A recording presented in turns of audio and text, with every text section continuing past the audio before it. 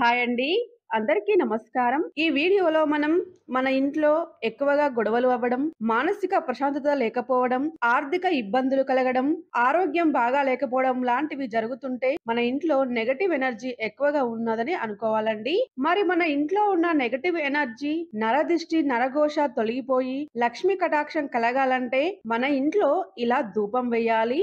ఆ ధూపంలో ఉపయోగించినవి అన్ని లక్ష్మీ అమ్మవారికి ఇష్టమైనవే అండి. ప్రతి శుక్రవారము, ఆదివారము, అమావాస్య, పౌర్ణమి రోజులలో నేను చెప్పినట్టుగా ధూపం వేసినట్లయితే ఇంట్లో ఉన్న నెగటివ్ ఎనర్జీ తొలగిపోయి పాజిటివ్ ఎనర్జీ అయితే వస్తుందండి. అమ్మవారి అనుగ్రహం కూడా కలుగుతుంది. మరి ఆ ధూపం ఎలా వేయాలో తెలుసుకుందాం. ముందుగా ధూపం వేయడానికి ఒక పాత్రను తీసుకొని అందులో 2 లేదా 4 కర్పూరం బిళ్ళలు వేయాలి. తర్వాత అందులో 11 లేదా 21 లవంగాలను వేయాలండి. తర్వాత ఒక బిర్యానీ ఆకును వేయాలి. తర్వాత ఆవు పిడకను వేయాలండి. ఆవు పిడక లేకుంటే ఇలా పంచగవ్య దీపమును చిన్న చిన్న ముక్కలుగా చేసి వేయాలి. ఆవు పిడకతో గాని పంచగవ్య ప్రమిదతో గాని ధూపం వేస్తే రిజల్ట్ అయితే తొందరగా కనిపిస్తుందండి. అమ్మవారి అనుగ్రహం అయితే మనకు కలుగుతుంది. తర్వాత వీటన్నింటిని వెలిగించాలండి. తర్వాత ఈ ధూపాన్ని ఇల్లంతా చూపించాలి.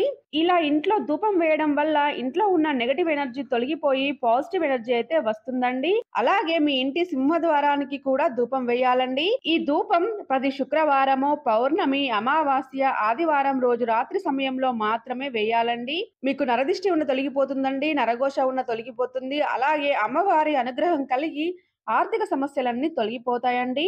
మనం ధూపంలో ఉపయోగించినవన్నీ కూడా అమ్మవారికి ఇష్టమైనవే అండి. ఈ విధంగా మీ ఇంట్లో ధూపం వేసినట్లయితే తప్పకుండా లక్ష్మీ కటాక్షం అయితే కలుగుతుందండి. ఫ్రెండ్స్, మీకు ఈ వీడియో నచ్చినట్లయితే లైక్ చేయండి. మన ఛానల్ ని సబ్స్క్రైబ్ చేయండి. Thank you for watching.